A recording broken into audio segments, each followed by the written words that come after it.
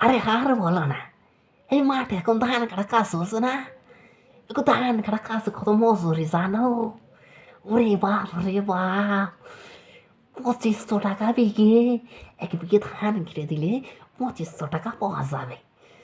আর আমার দুটো ছেলে আছে, তারা এত কুটে, একজন তো আবার কাজের সময় আসা শ্বশুর বাড়িতে যে থেকে যায় বেড়াইতে যাইয়ে। আর তো তো গ্রামের লোকজন আছে, সবাই ধান কাটার সিজনে ধান কেটে না বাড়ি গাড়ি সব করে ফেলছে। আর আমার ওই হত সারা দুটো সব কোনো জ্ঞান বুদ্ধি কিছুই নাই। তা কী করবো আমি একলা?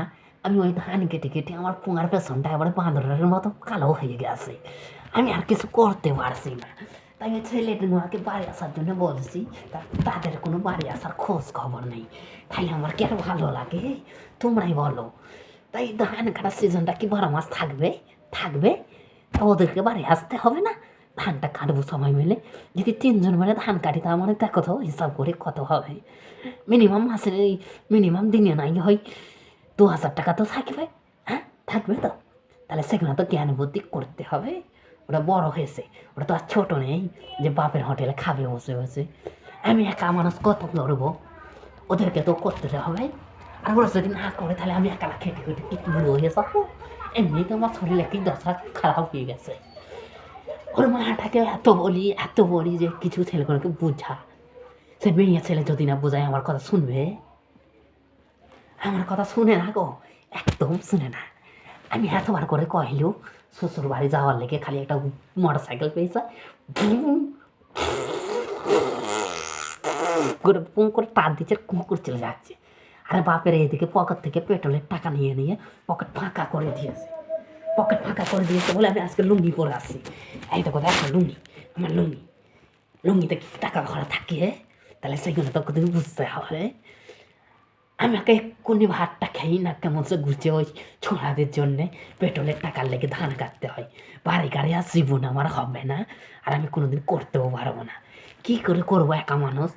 একা মানুষ 6টা খাইয়ে, তাহলে তাদেরকে তো সাপোর্ট করতে হবে যে চলো আমার বাপের সাথে আমরা যাই। তাহলে আমার বাপ আমাদের জন্য ঘর করে দেবে, বাড়ি করে দেবে, একটা 4 চাকা কিনে দেবে। ও জ্ঞান বুদ্ধি কিছুই নাই গো, কি বলব?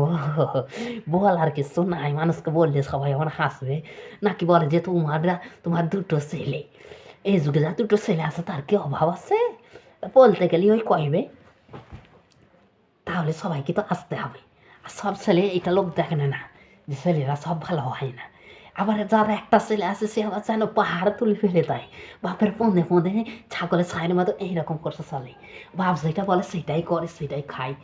আর আমার ছেলেগুলো একবারে হতচ্ছাড়া, সানো কানে কোনো কথাই ঢোকে না। কি বলবো আমি, আমার মাথাটা হ্যাং হয়ে গেছে।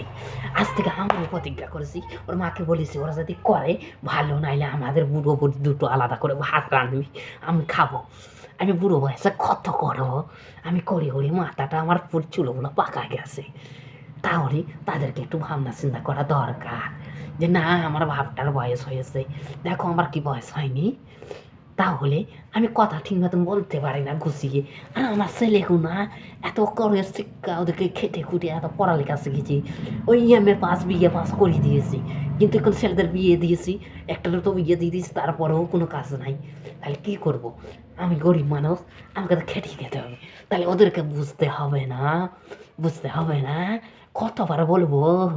ওর মাটা হচ্ছে যাত নাটের গরু, তাহলে মাটাকে বোঝাইতে হবে। না বুঝলে ফের ভালো করে শক্ত করে বোঝাইতে হবে। বুঝবে না, বুঝবে না, এক কথাই বুঝবে না। তাহলে আমার এই ভিডিও যদি ভাই ভালো লাগে, তাহলে এই সিজনের সময় একটা, তোমরা তো আর ধান কেটে হেল্প করতে পারবো না, একটা লাইক করো আর একটা সাবস্ক্রাইবও করে দিও। আর যদি ভালো লাগে আমার ভিডিও একটা কমেন্ট করে ভিডিও করা আগ্রহ বাড়িয়ে দিও। আমার ভিডিও কোনো মিস হয় না। ওকে, প্লিজ, টাটা।